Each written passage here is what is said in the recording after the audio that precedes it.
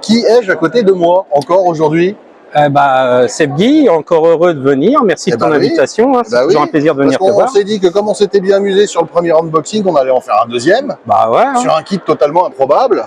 Ah oui, là tu m'as sorti de l'improbable. Hein. De temps en temps, il faut bien que je sorte quelque chose quand même d'intéressant. Oui, et puis on va commencer par, justement, puisque tu abordes le sujet, on va commencer par parler de la taille du kit. Hein, exactement. Si je pose... Alors attendez, vous voyez. C'est un kit Ramada.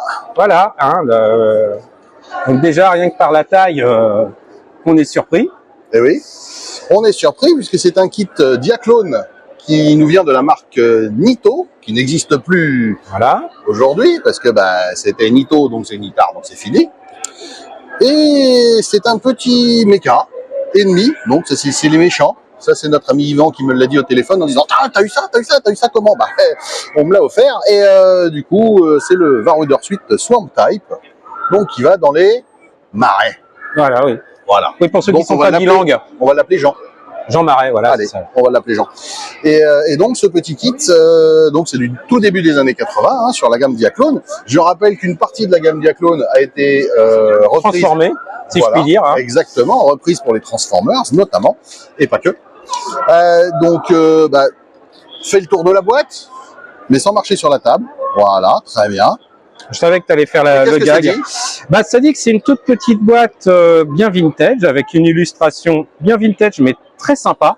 Exactement. Avec quelques effets. Alors, je dirais que c'est à l'aérographe. Ça a dû être pas à l'aérographe, parce que c'était pas l'informatique à l'époque. Hein. C'était pas l'informatique. Voilà. Sur le côté, on va paraphraser l'ami Yvan. Bon, la boîte est pas grande, hein, mais on a des illustrations promotionnelles d'autres kits. Hein, ce sont des photos de petits dioramas. Voilà, de petits dioramas. Alors, excusez-moi, je centre pas bien parce que j'essaye de.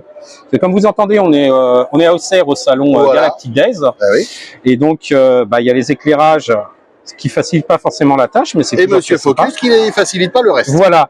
Donc on a des petites photos, taille timbre poste. Exactement.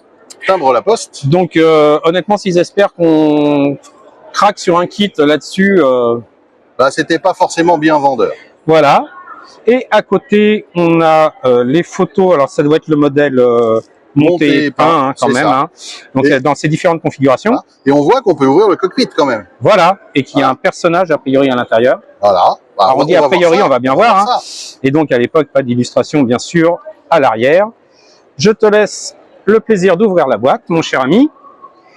Et d'habitude, qu'est-ce qu'on trouve là dans la boîte? Une grappe. Exact. Et une notice. Et là, nous n'avons pas de notice. Voilà. Et pourquoi on n'a pas de notice?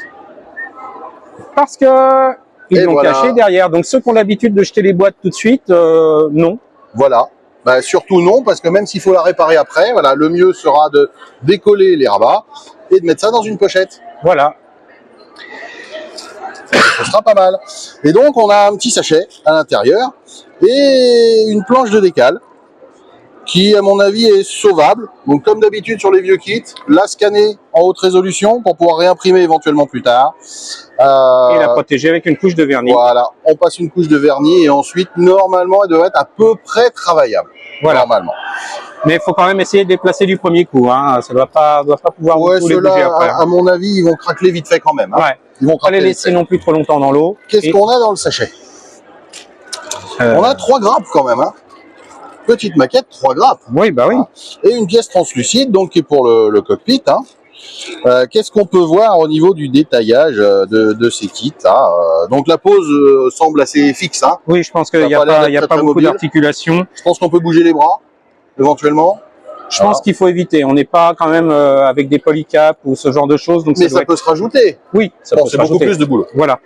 Mais du coup, si vous n'êtes pas bricoleur ou si vous faites des kits out of the box, hein, à mon avis, il faut pas trop s'amuser à bouger. Sinon, de toute manière, vous allez bousiller la peinture. C'est ça. Et alors, comme disait Yvan, coucou Yvan, c'est pas plus haut qu'une crotte de bique à genoux. Bon, il a pas dit ça, mais ça c'est mon expression. Mais voilà, on est d'accord. Mais c'est à peu près ça, oui.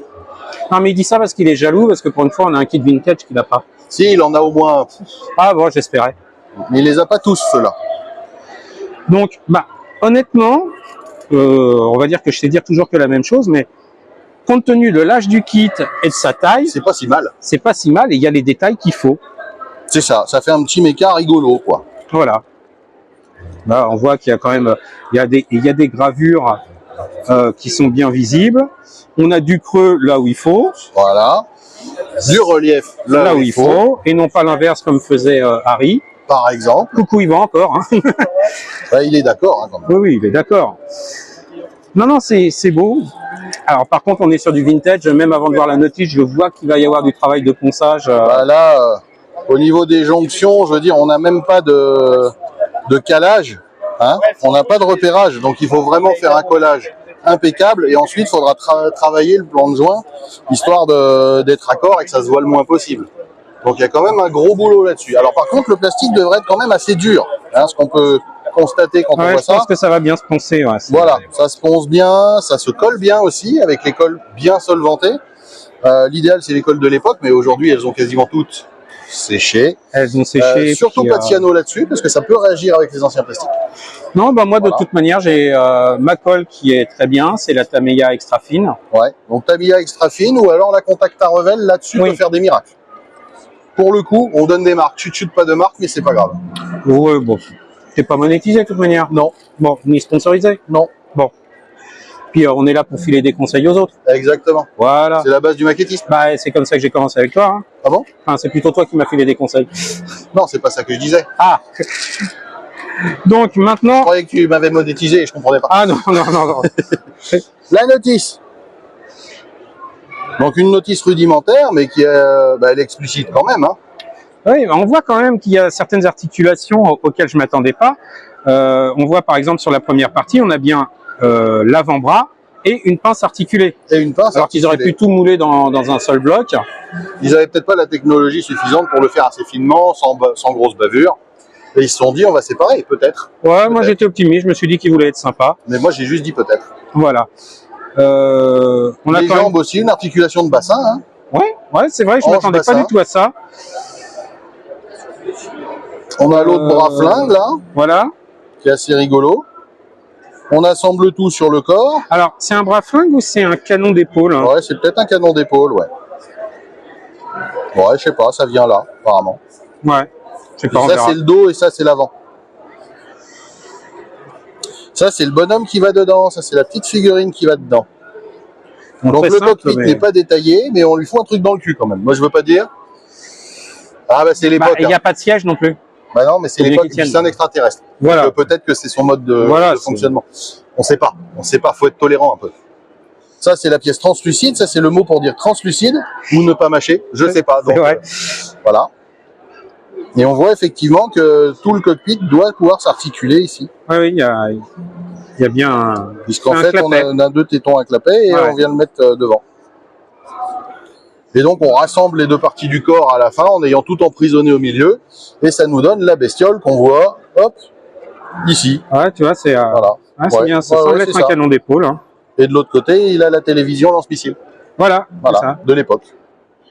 Voilà. Non, avec, je pense que c'est des bras pinces. Alors, il y a du boulot. Il y a du boulot. Mais je pense que c'est un kit qui serait sympa à faire. Je pense que ça fait quoi, 6 ou 8 cm de haut à tout péter? Ouais, quand on voit les... Oui, je pense que ça doit être ça. C'est-à-dire qu'après, il doit pouvoir tenir dans la boîte en plus, c'est pas mal. Je dirais même que l'illustration est plus grosse que le kit fini. Ça, c'est sûr.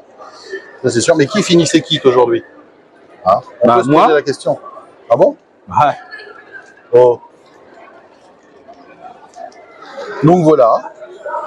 Donc petit kit du début des années 80 sur une licence que je ne fais pas, qui m'a été offert. Donc je vais quand même essayer de le faire un jour. Mais lui, il va attendre plus longtemps que les kits que je fais déjà pas et que je veux faire.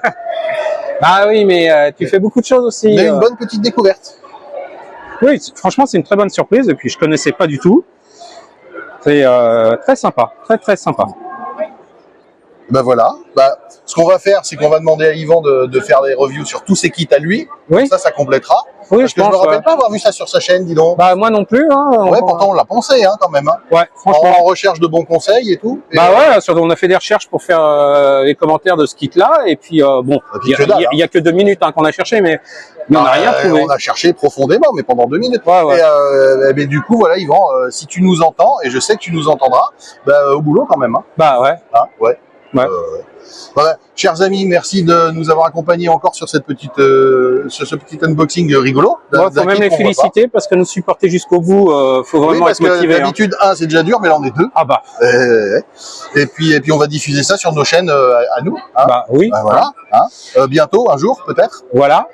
Et on vous donne rendez-vous pour d'autres. Pour d'autres, parce que ça nous plaît en fait. Parce que voilà. Et puis ça plaît aux gens qui passent devant.